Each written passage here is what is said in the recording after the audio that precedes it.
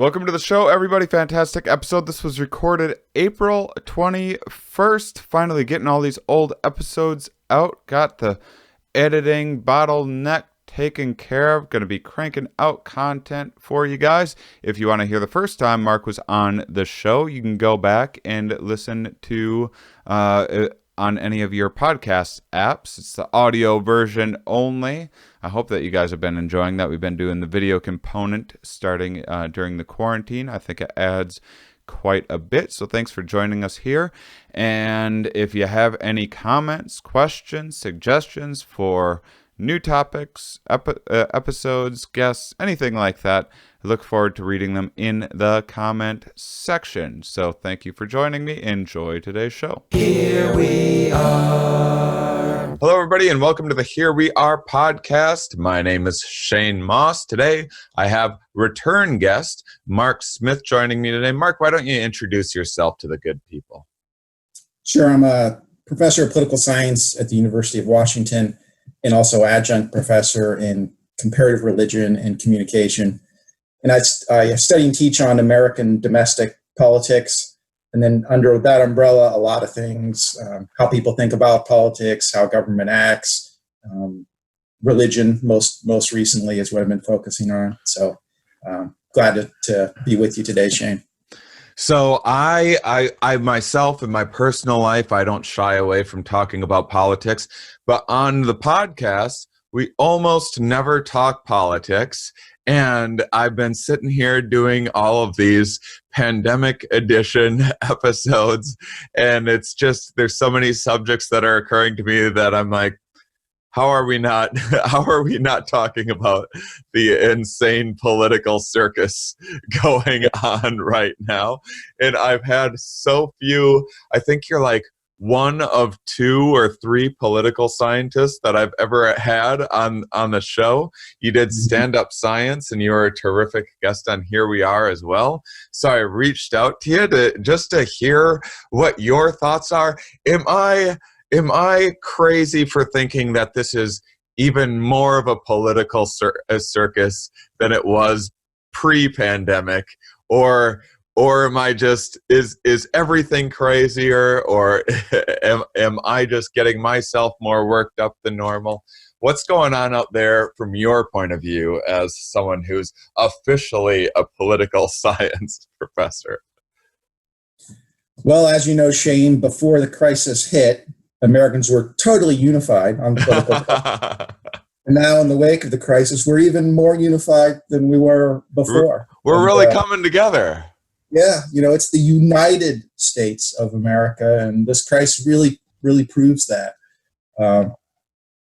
It's interesting in that when new issues come along, the existing political alignments aren't necessarily in place, and so people kind of have to settle in. Like, well, exactly what side am I on? People generally know what side they're on, but they don't necessarily know what is my side supposed to think about this matter.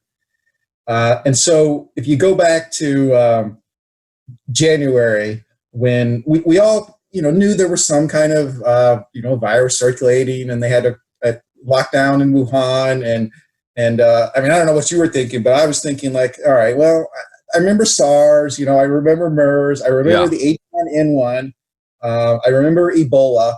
All of these sort of looked like things that could spiral out of control, but none of them did. And I guess I was, maybe it's part of my nature or whatever, I was just an optimist, and I thought, well, it's probably not going to be a worldwide pandemic. And so at first I didn't really think that it was coming to our shores. Yeah, well, I have made a number of apologies to a lot of people who tried to warn me about this, because my bias was, I actually thought that I was being pragmatic because I do not consider myself to be an optimistic person in life generally, but I have lived a lifetime of, from my point of view, watching people freak out and overreact to every single thing, and my point of view was that the news loves to focus on these like little these few anomalies and really hype them up for ratings. Not any one particular news source, just everyone that wants some eyes on it. You know, you want to get the attention grabbing stuff on there, and one great way to do that is to scare the crap out of people. So I dismissed all of this as just that early on, and boy was I wrong. I you know, it's made me question my own judgment and my ability to perceive, you know, take in what news is relevant and what isn't, and I don't know. It's given me a lot to think about. Yeah. Well, so there were. I mean, you were with most people. I wouldn't beat yourself too much over that. But beating myself up is my favorite thing to do. So don't make me beat myself up for or maybe I do want to beat myself up for beating myself up too much. Yeah, hard to know how that's going to shake out. But, for a while, I mean, it was sort of being talked about, and there were a few, you know, epidemiologists who were saying, hey, this could be big. But it seemed like those were minority voices. And famously, our president very much minimized the threat. And he spent pretty much January and February saying, hey, it's no big deal. You know, China's got it under control. And then once we finally did have some cases, you know, initially in my neck of the woods here nearby in, you know, nursing home in Kirkland, Washington, he was saying, you know, it's just a few cases, nothing's going to happen. And much of the, at that point, there wasn't kind of clear splits, like, you know, who was on what side. And because frankly, a lot of the more left-leaning media were also not anticipating a big threat right at that point. But interestingly, there were a couple of, probably more than a couple, but at least a couple that I know of, you know, right-wing, more nationalistic kind of voices who were saying, this is a big problem, it's going to be big. Steve Bannon was one of those. Mike Chernovich was one of those. I don't know if you know much about Chernovich, but he's kind of a right-wing, alt-right conspiracy theorist type. He pushed the Pizzagate story in 2016, if that gives you any context. Right. But some of the more nationalistic oriented conservatives who were like, you know, close the borders, you know, need to do more for Americans, restrict immigration. Those kinds of people were more likely to be sounding the alarms early. Right. But Trump was saying no big deal. And then Fox News, because Trump and Fox News are closely coordinate with messages and strategy, Fox News tends to take Trump's lead, and Trump also will take Fox News' lead, depending on what he saw that day on Fox and Friends and so on. And so you say? They were very much in sync of saying this is nothing, it's going to be no big deal. But then at some point, it became obvious that this really is spreading in America. And then it was the more left-leaning voices who got there first. Mm-hmm. But then a week or two later, Trump got there too. And he eventually, I mean, his own White House is pretty much advising what we have now in terms of the policy response, the lockdowns, no social gatherings, closing non-essential businesses, all that the governors are doing. The White House itself has put out guidance recommending those very same things, so that Trump sort of caught up. But just in the last week or two, I mean, he did have that period where he was wanting to say, hey, let's reopen the economy by Easter. Yeah. Everything up, you know, up and raring to go. And that didn't fly so well. So then he kind of backed down. He didn't say a whole lot for the next week or two. And now he's doing this kind of interesting move where he's, on the one hand, still has the official guidance recommending essentially what we're doing, but then he's quietly encouraging, or maybe not so quietly, you know, through tweets, encouraging the protests going on in various state capitals. You know, started out in Michigan, but you've had him in Ohio, had him here in Washington, Minnesota, Virginia, and some other states. He's also encouraging those. So he's kind of like, I think right now he's throwing out a lot of different messages, and he's not quite sure, you know, what to go with. But as a result of this, the alignments they were kind of initially there was no clear alignment. So if it's an older issue, like it's abortion or it's guns or it's you know, capital gains tax, something, we all know what all the positions are, and people take their predictable positions, and depending upon what side of the political spectrum you're on, we kind of know what you're going to say. Right. And so all those issues are frankly kind of boring because if you've been around for a while and you're watching, there's just nothing new. It's the alignments are already locked in stone.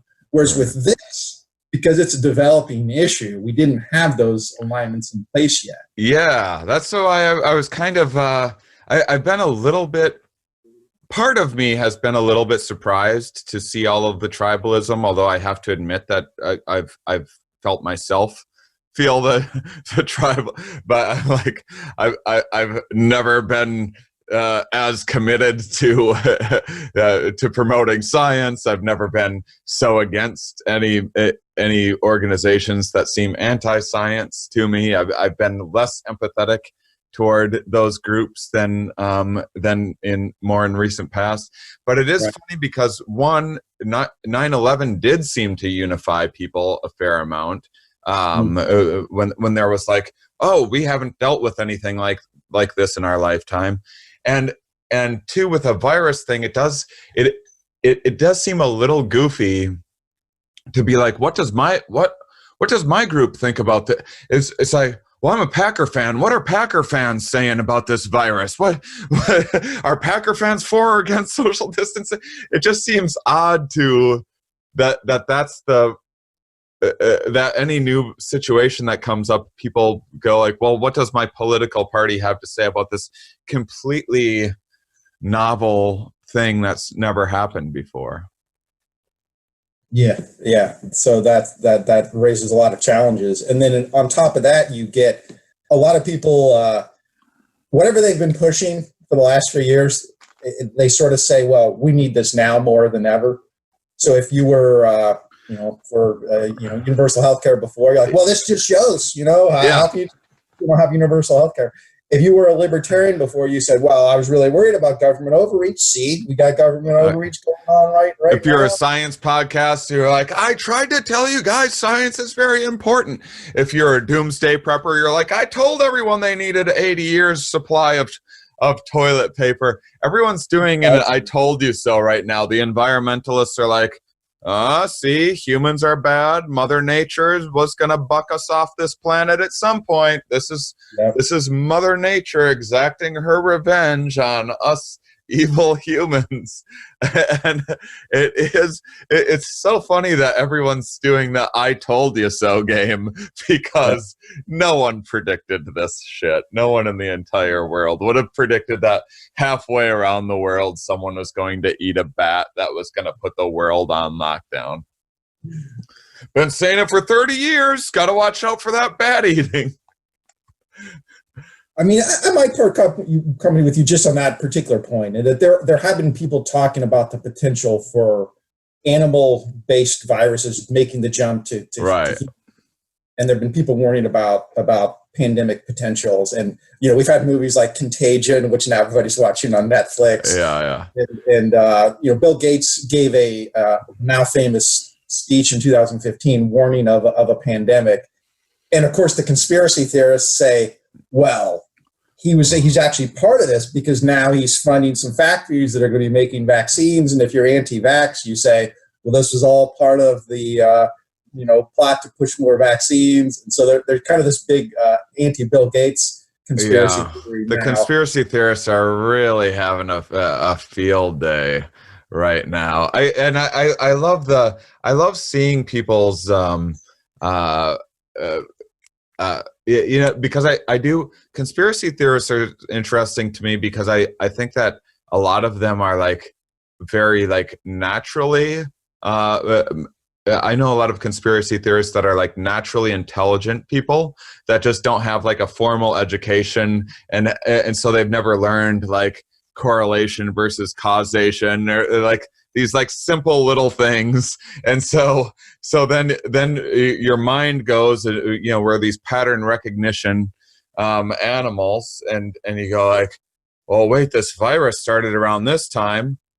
5G towers went up around this time. I think I'm seeing a correlation here. It's Verizon's causing this virus. Yeah, never mind that the virus is spreading places where there is no 5G being constructed. So It's probably spreading more because they aren't getting the information fast enough.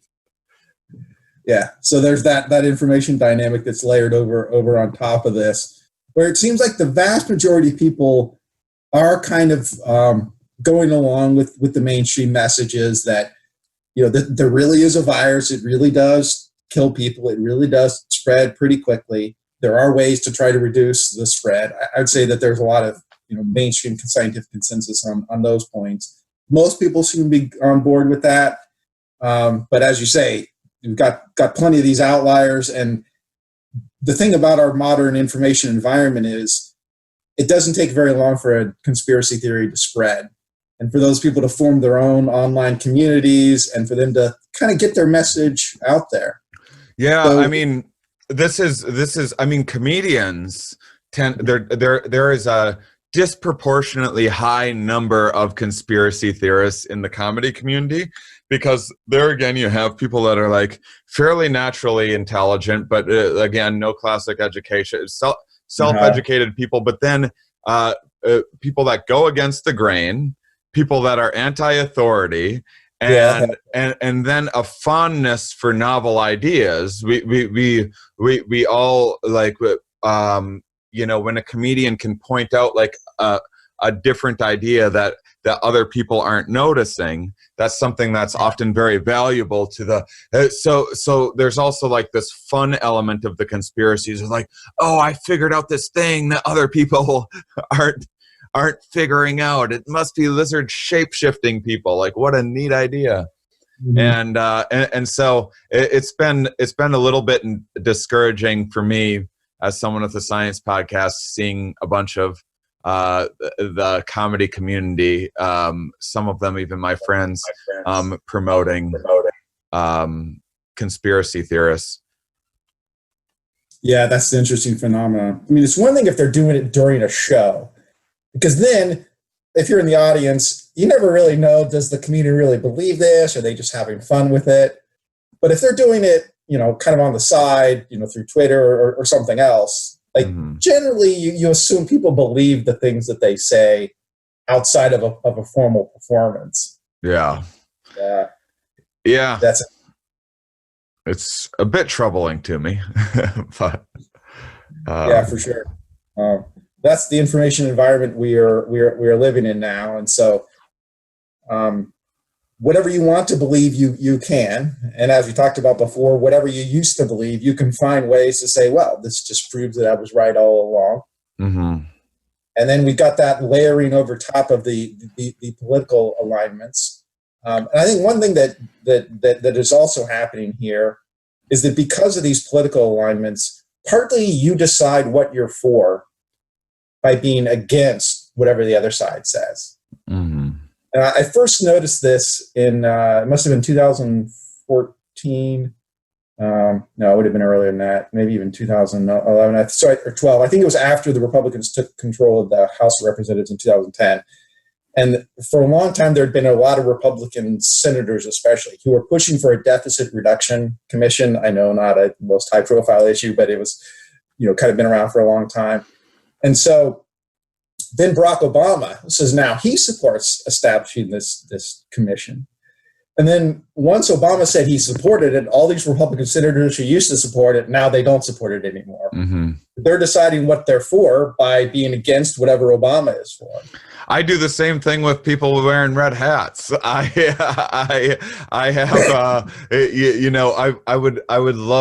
I would love to think of myself as an unbiased, impartial individual, but I just can't rightly think that's the case. I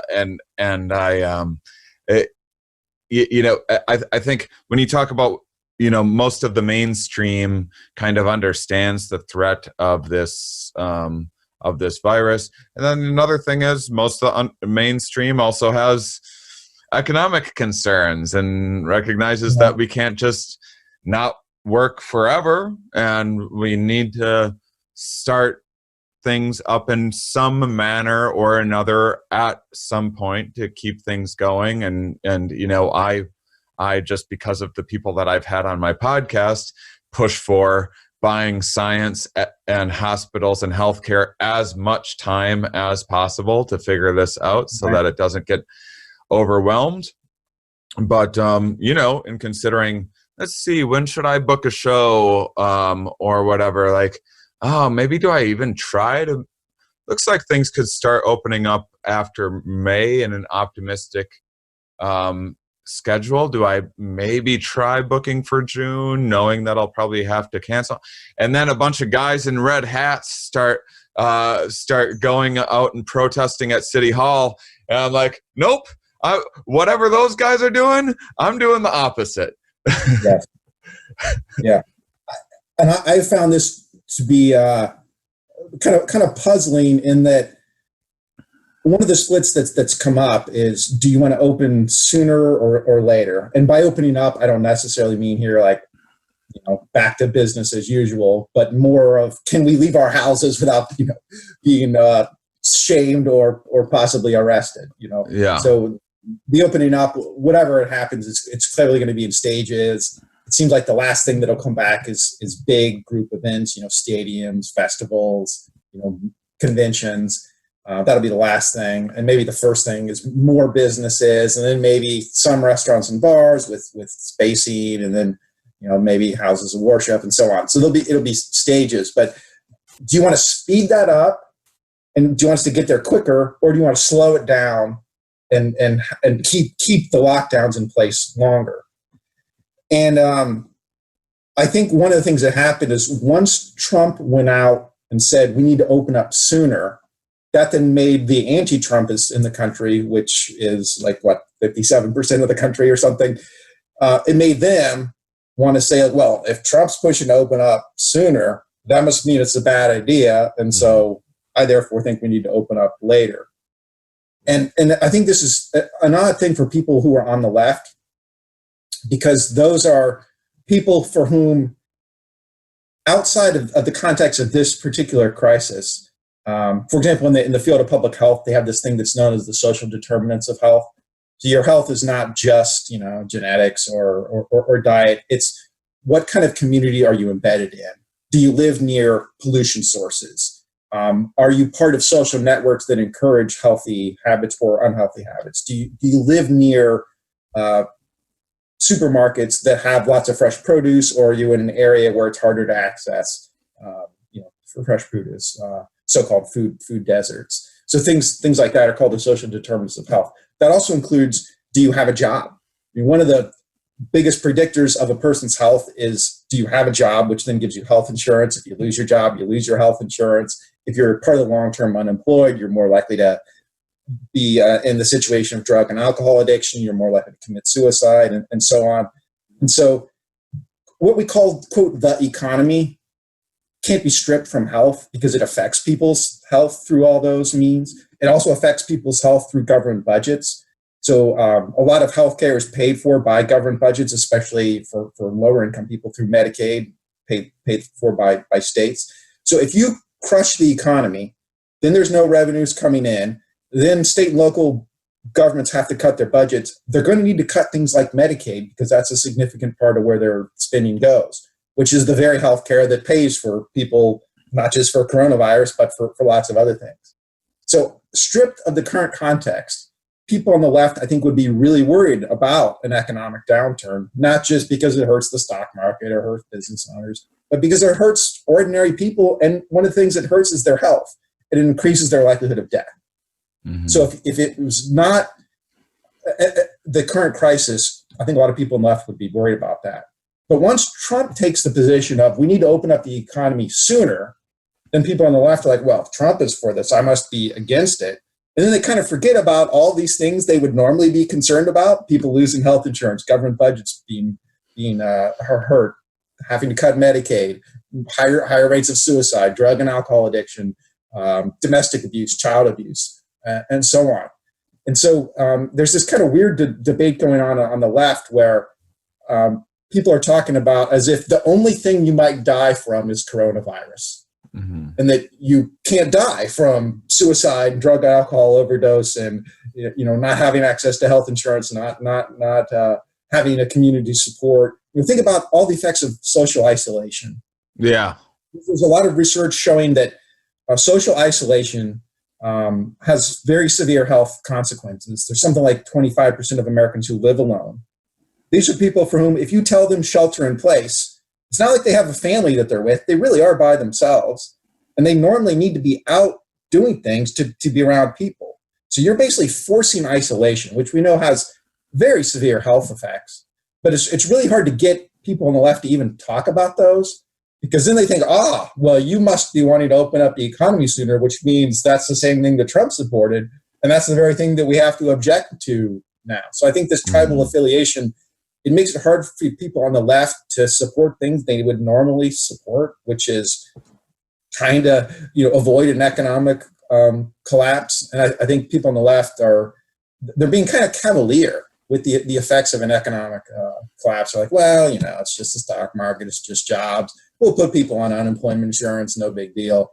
But it is a big deal for people's health. And yeah, I mean, I guess the thing that concerns me is not direct related corona deaths. It's just the idea of hospitals not being able to manage it, and all of the things that come along with people not being able to go in and get health care for having a heart issue or whatever that might happen because hospitals are overburdened and overrun.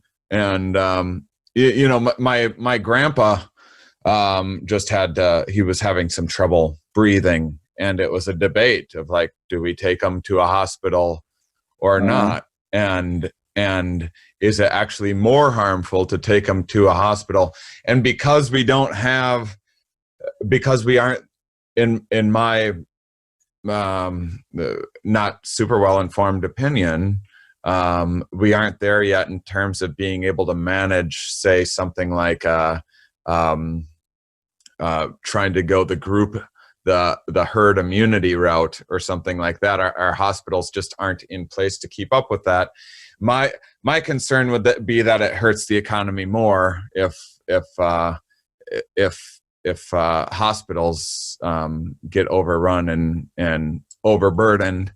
But yeah, the isolate, it's such a tricky puzzle. And then also, what don't you see that there's going to be some debate amongst like, well, okay, so the economy slows down, we don't have the revenue from people working, so Medicare suffers. Does it have to? I mean, aren't people going to be like, well, let's cut from the military instead, let's get rid of the war on drugs instead, let's get rid of the oil subsidies that we do? Isn't there going to be a lot more, doesn't that open isn't there going to be a lot more of a political debate over what gets cut and what doesn't? Just in terms of, already you hear the general population saying like, well, we can't bail out these big companies, and then the other side is, those are the places that give us work, we need to keep and it's the whole debate that happened back in, what was it, 2007 or whatever, 2008. Right. Well, one of the tricky things here is the federal state division, because Medicare is a federal program for retired people mainly, but some other groups qualify. And then Medicaid is mostly a state program, and that's more for low income people. And states in turn don't spend money on defense. They don't spend, they spend a little bit on subsidies, but not much. And they also can't run deficits. So for the last few years, the federal government has been running massive deficits, especially after Republicans passed a huge tax cut for the wealthy and for corporations in 2017. So the federal government was already running big deficits. It can continue to run deficits, but state and local governments cannot. In 49 out of 50 states, they are prohibited by their own state constitutions from running deficits. So if their revenues dry up, they have to start cutting stuff. Now, they've only done a little bit so far because they've been relatively flush with a good economy going into the crisis. And the federal stimulus package did include some money for state and local governments, but it's not going to be enough. And there's going to come a time very soon where you're going to start seeing state and local governments making some big cuts, unless they are propped up by the federal government. And I'm not sure that the Republicans in the Senate are going to be all that keen on doing that. So we're not far away from seeing some big cuts to state and local budgets. And since one of the big things states do is pay for Medicaid, so health insurance for the poor, potentially you could say not one dime from Medicaid, but one of the other big things they do is education, which is rather popular. They do some transportation. You always need repairs and so on. Like everything that's part of a state budget competes for funds, and generally when you end up cutting stuff, it's hard to avoid some amount of kind of cutting across the board. Just because if you're going to try to absolutely protect Medicaid, then you really have to hit education hard because that's their single biggest expense, and is that going to be very popular? So as we project this forward, the longer you wait to have any economic activity at all, the deeper the upcoming recession. I mean, I guess you should say we're already in it with 30 million people unemployed or something like that. And then the deeper the cuts are going to have to come to state budgets. And so I think that the political alignments are odd because people that would normally think that those government programs are important, somehow they're not thinking this through. They're not thinking that of where we're going to end up, that the longer you wait to reopen anything. I'm not talking about having big stadiums with 50,000 people. I'm talking about even being allowed, for some of the stores that are currently closed, hardware stores or, hairstylists or whatever, even businesses of those kind. The longer you wait to open those up, the deeper the upcoming budget cuts are going to be. And I think normally people on the left would be worried about that. But because Trump has been the one pushing to open up the economy sooner, they think, well, it must be a bad idea if Trump's the one pushing it. Well, I think there's so many concerns that that's thanks for clarifying. I had never thought about the state level. I didn't know any of that. That's just how little I know about politics. But a concern of mine is, believe me, I would love to be doing back to doing stand-up comedy. I have my whole May was filled with my favorite tour that I've ever put together. I was so looking forward. I don't just work because I need a paycheck. I work because I love what I do. It's my entire identity. Right. There isn't anyone out there that wants to get back to work more than I do. And I worry, one, you start too soon and then we got to go on lockdown because of things being overwhelmed. That's a concern of mine. Two, say you do open things up again, which restaurants and bars are going to be, and even outdoor amphitheaters or something where maybe people could spread out and listen to music or something like that. That's going to happen before stand-up comedy, where people need to be packed closely together. My job's the last to come back. And so whenever things start rolling again, it's going to take probably another couple months minimum before stand-up comedy is back. But I worry in the meantime, if you say, hey, you're back in business. Shane, you can do your shows again. And now I have a show called Stand Up Science, and science-minded people are maybe a hair worried about being in close quarters with one another. And I'm getting 1/10 the number of people that normally show up to my show. And now instead of saying, hey, I was out of work, I need a stimulus check, now am I going to be able to make a case and be like, yeah, Uncle Sam, normally I would have 200 people in this room, but I only had 20. So will you subsidize those people, those empty seats that didn't show up? And then once we start going and then if it needs to shut down again, then is my provable income based on are things going to change? And then it's like, well, what was your income the last time you worked? And now my income was 1/10 of what it normally was, and that's the subsidies that I'm getting Right. from that. There's I just have I don't, I'll be fine. I'm going to get through this. I'm figuring out alternative ways to get income, but that's just, I think that just the one individual example from my life shows just how complicated some of these decisions are. We can open back up, but now what happens when you don't have customers? Because people are scared. It's No, I think that's a great point. Things like restaurants, some people are saying like, well, maybe they could open up and just have half their normal clientele. That's not going to work for restaurants. Most of them operate with very thin margins. yeah, That's in good times. In good times, they operate with thin margins. You take away half their business, that's no longer a viable proposition anymore. yeah, So that's not going to work for restaurants. I mean, maybe it would work for bars, just because perhaps the overhead on bars isn't so much in terms of the amount of labor you need to operate it. But all of these, we have all kinds of things that were kind of calibrated for a certain amount of of business. So a comedy club that would normally have you in, is it even worth their while to open up? Is it worth your while to go there? But is it worth their while to even have you if they're only getting 1/10 their normal of customers? I would think it's probably not.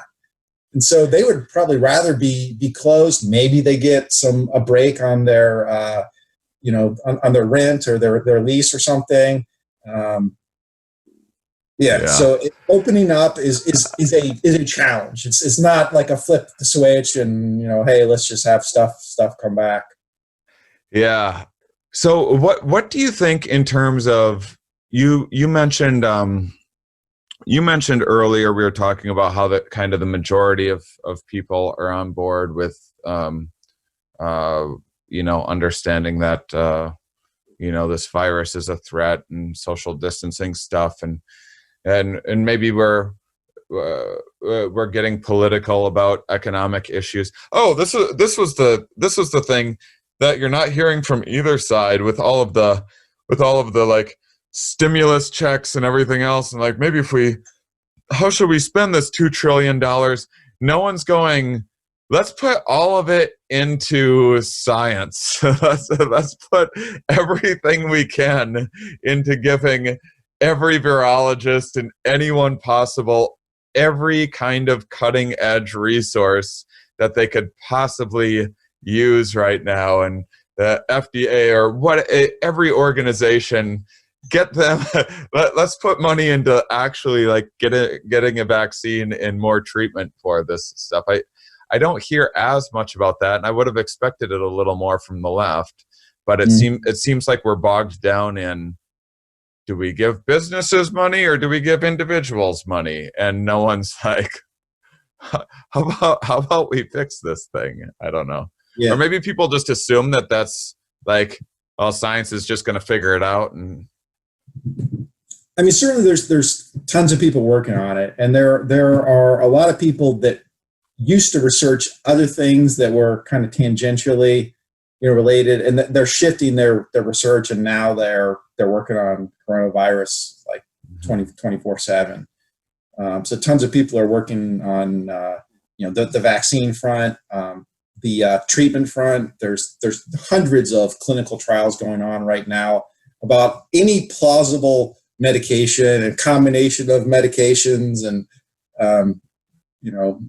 ranging from President Trump's favorite hydroxychloroquine, and then there's other things you can mix that with, and so those are being tried out, and so I think the science community really has been activated to work on this, and there are challenges to doing that research, though. For one thing, you need patience, so you can't just do it anywhere. You have to go to kind of where there is a hot spot where people are coming in, with active cases.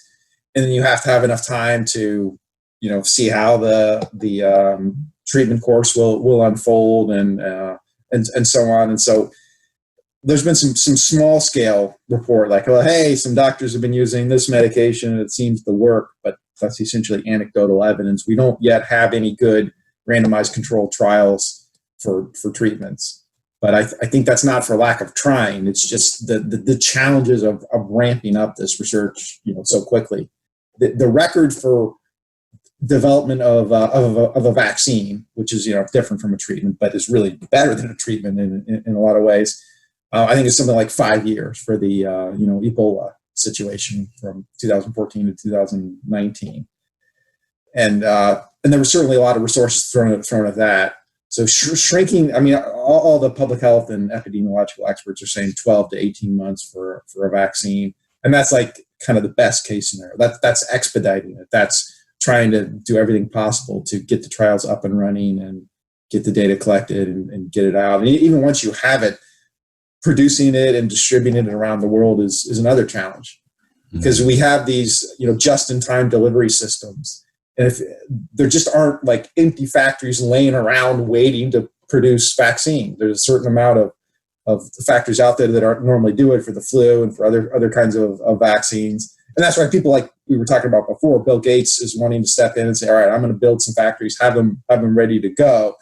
But then the anti-vax people come in and say, aha, see, I thought this was just another plot to spread vaccines further. So it kind of all comes full circle here. Yeah. The anti-vaxxers, are they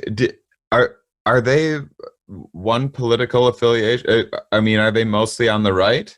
It seems like there's anti-vaxxers in both parties. There are that area doesn't cleave too cleanly to a political ideology. See, there can be unity. There can be morons on both sides of the fence, completely wrong on the same issue. No, I mean, kind of your stereotypical anti-vaxxer is a pretty well-educated white woman, a young mom, like that. That's kind of their sweet spot. I mean, it radiates out from there, and so you do get some of the anti-government people that are more on the right, and they don't like vaccines because they think that's part of government.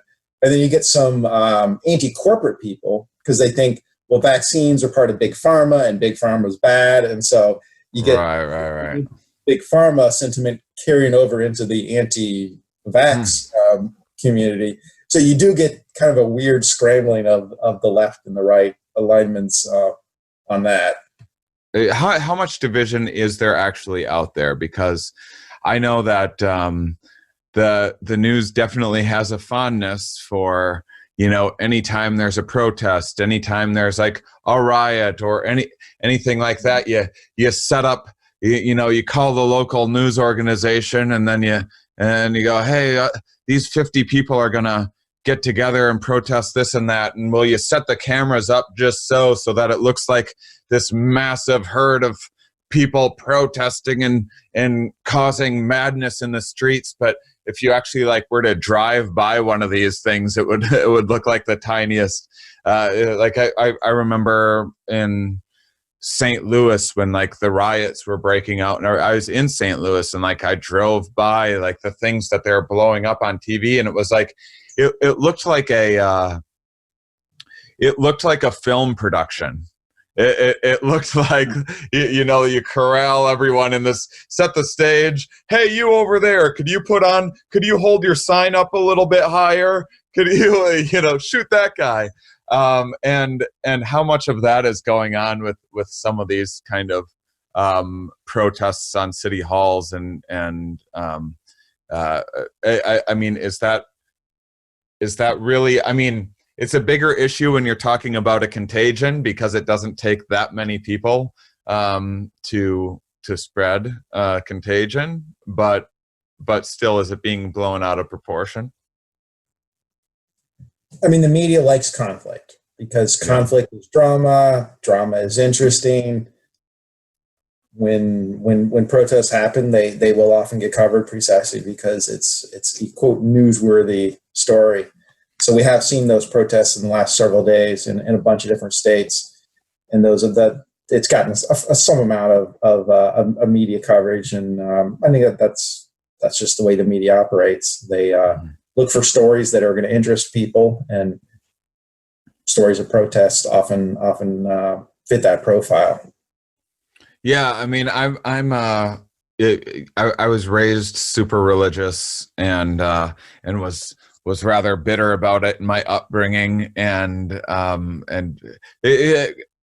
you know, made peace with religious folks in my adult life more, and was more empathetic and everything. But as I feel my old cynical, skeptical self rising to the surface, and like you said, everyone doing the "I told you so." I'm doing that with science right now. I you know, saw myself getting very fired up around Easter with people still going to, some of the evangelicals still going to these churches. But again, I mean, your average churchgoer is following along with the social distancing and doing the remote viewing and everything, and behaving like a decent, rational human being. But those couple stories on the news really stick out to you.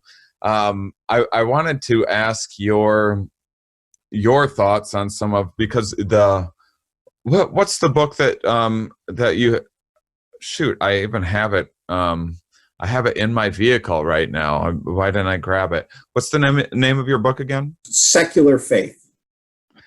And can you give people a little brief overview? Summary? Yeah, it argues that the positions that religious groups take on political issues are a lagging indicator of what's happening in the larger culture. So you might think that say, you know, leaders or official statements of religious groups would be like directing their members of, here's what we're supposed to believe. But those statements and those leaders are themselves existing in a cultural context, and they're kind of shifting over. And I study this historically with several issues: slavery, women's issues, divorce, abortion, homosexuality is my last one.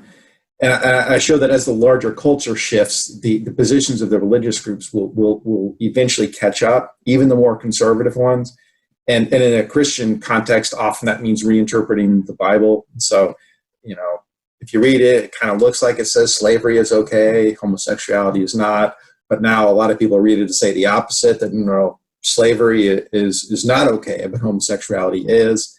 And that's kind of the thesis of the book. Doesn't Mark Twain have some quote that's like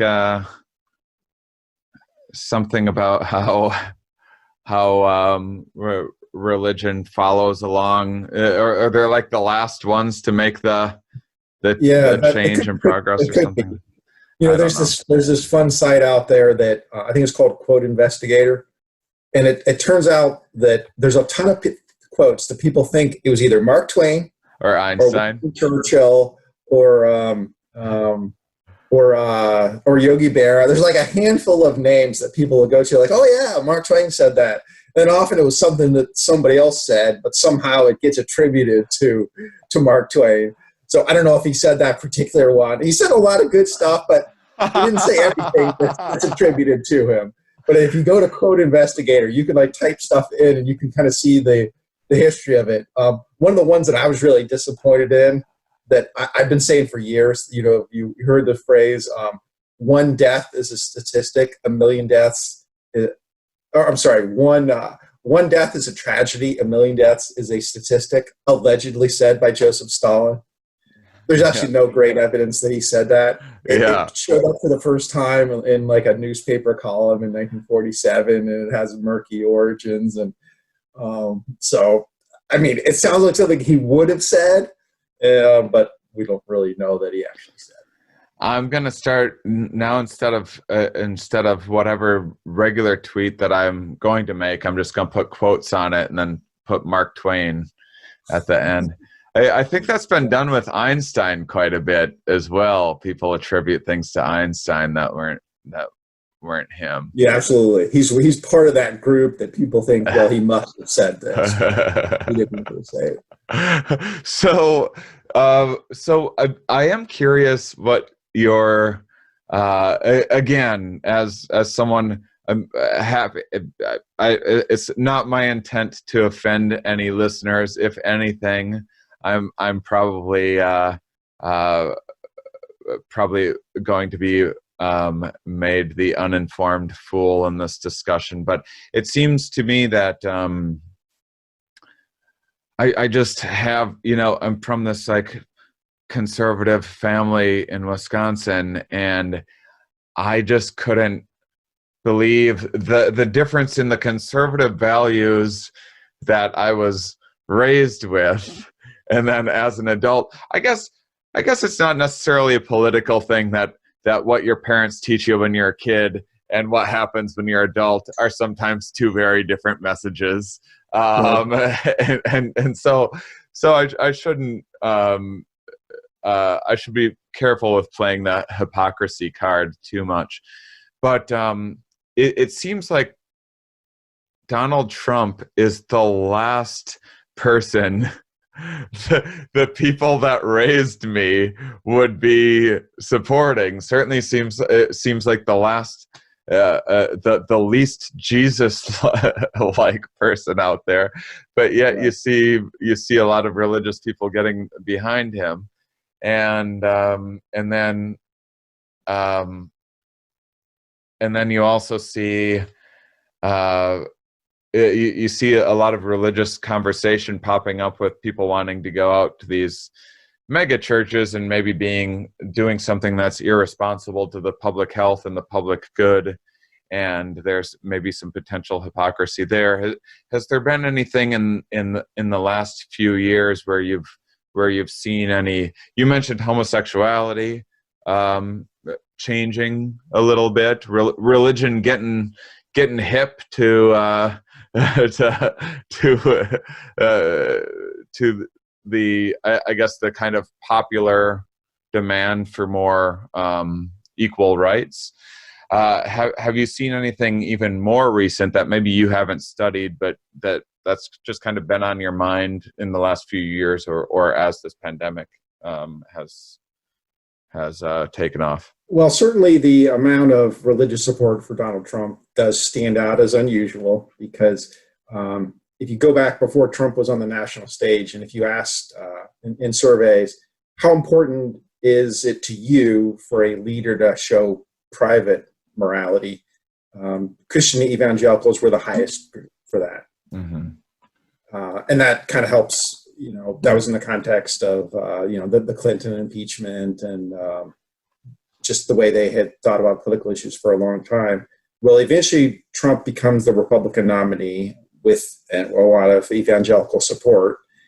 And it's kind of hard to say that Trump is anything other than profoundly immoral in his private behavior, well known to have had 3 marriages, affairs with number 2 and number 3, while he was still married to number 1 and number 2, extramarital affairs, paying off porn stars, bragging about sexually assaulting women on the famous Hollywood, Inside Hollywood tape, and so on. So no one could claim that he's a model of propriety in his private behavior.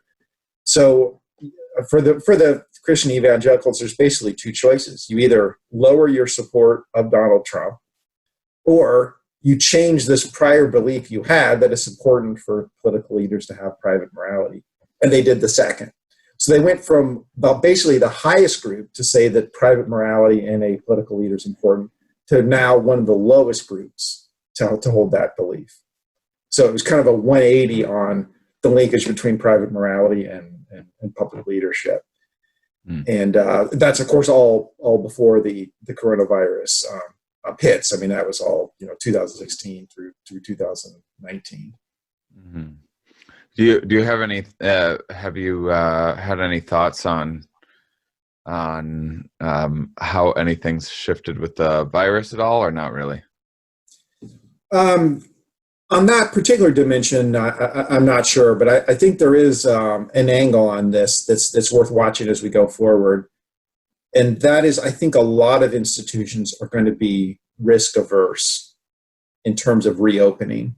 Mm-hmm. That applies to, not only like your bars, restaurants, your events, but churches as well. So do you want to be the church where if the virus starts spreading, someone says, oh, well, so-and-so had it, they're a member of the church, they spread it to this few other people there. Like, that's not a great place to be if you're a leader of that church, or if you are, the head of a school, a principal or something. Do you want kids in your school to have gotten the virus, and then they pass it along to someone else, and they pass it along to someone else, and it's traced back to the school? I think this is going to be a huge challenge for reopening anything. Mm-hmm. And that a lot of leaders, whether, we live in kind of a risk management, climate where people don't want to be sued. They don't want to be blamed for things. Right now, the cautious thing is to stay closed. So if you just take churches, even in the states that didn't have shelter-in-place orders, so that the states where the churches didn't have to, according to government decree, to temporarily shut down and do all online services, the vast majority of them did it anyway, without being compelled to. Mm-hmm. And I think that indicates this pressure of you don't want to be the vector of transmission. Right. Yeah. Yeah, I mean, because on paper, you certainly don't necessarily need to have anyone can just sit at home and read the Bible or read an algebra book or what have you. But there's so much more to church or school than just the kind of what you're being taught on paper, the scripture or the math problems or what have you. For sure. I would argue that even perhaps the main dimension for a lot of people is the social aspect. Yeah. It's seeing people. It's interacting. If you can't shake hands, touch, hug, you're basically cutting out a lot of the things not only churches encourage, but just what we do as human beings. Mm-hmm. And that you can't just replace that with an online hey, here was the sermon. Here, let's all sing songs together. That's just not the main part of the experience for a lot of people. All right, last question. This one's just a little bit of an indulgence for me. We can edit it out if you want to, but right. say that in the little bit of news that I've seen,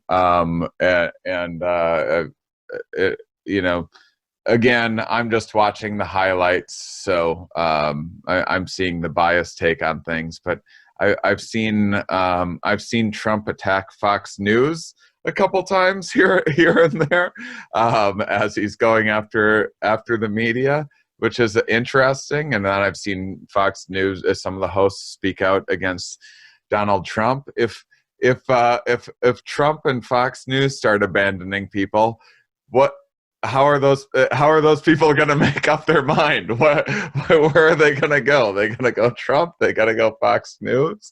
It's going to be a confusing choice to make. Yeah, I think those periods have been quickly reestablishing the ties. So it hasn't been very long that when Trump and Fox News were out of alignment. Okay, well, we'll cross that bridge when we get there then. Yeah, but I think there are some other voices on the right that are out of alignment with Fox News and have been, and that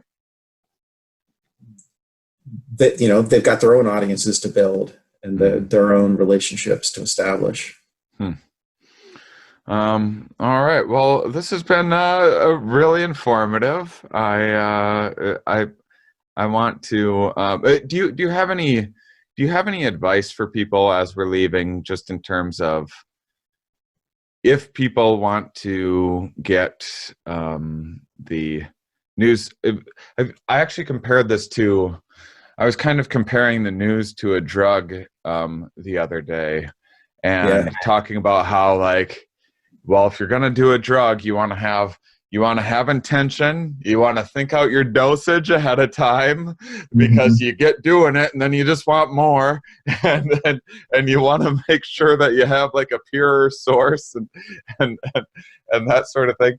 If people want to, if people are genuinely interested in getting the most accurate sources of information, where does one start? It seems like such an incredible challenge, to even have a sense of, even watching, say you watch like Fox News, MSNBC, and CNN, and see what all three of those big ones have to say about the same subject.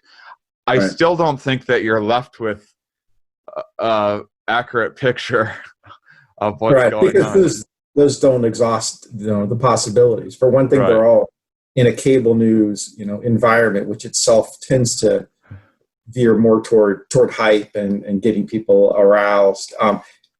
As a fellow comedian to Bill Maher, did you happen to see his clip from a few days ago? On it's basically a criticism of the media for not just presenting the news, but basically telling people what to think about the news. No, I didn't see that. Okay, so go watch it, see what you think. He considers himself a person of the left. He's very anti-Trump, but he's also kind of independent-minded, and he will occasionally say and do things that will offend people on the left, especially around some of your culture war type issues. But he was very critical of the media for even like very well-established institutions like the New York Times for having headlines that don't just report the news but tell you what to think about it. They had and just kind of blowing things out of proportion. And anyway, watch it, see what you think about his clip. It's I guess he's trying to do some kind of weekly real time with Bill Maher from his home. And this was the most recent one from just a few days ago. I think there is a danger in the media of right now. Basically, the more media you consume, the more worried you're going to get. And I think you're totally right in having it be part of a, if you just kind of absorb it during the day unconsciously, you're just going to drive yourself crazy and make it hard to survive. So what I try to do is I restrict it, particular times of the day. Okay, I'll go and get it here, but I have no alerts on my phone or every time a website says, "Hey, can we see alerts?" I'm like, no, because on the very few times when I've made the mistake to say yes, then they bug me with stuff I don't want. And so if you can control it, I think you're better off than having it just come to you. You want to consciously engage it rather than being pushed toward you. Well, that's good advice. Well, thank you, Mark, for joining me. Yeah, sure thing, Shane. Glad to join up today and talk about the politics of the coronavirus. Complement all of your other conversations, which are. I'm not going to say this is more important than those. They're all important, but this happens to be the one that I can contribute to. Yeah, well, that's awesome. Well, thank you so much, and stay safe out there in Washington, and I'll hopefully see you next time I'm through. Yeah, I hope that's sooner rather than later, but we don't know, unfortunately. All right, take care, my friend, and thank you, listeners, for being such wonderful, curious people. We'll talk with you next week. Hey, if you liked the show, hit subscribe there. Leave a comment. That helps me out. If you really want to be a big helper, check out Patreon. There you can find all the behind-the-scenes stuff, see everything that I'm doing, perhaps even get a Zoom call with yours truly. So I appreciate you guys watching and learning along with me, and I look forward to seeing you next episode.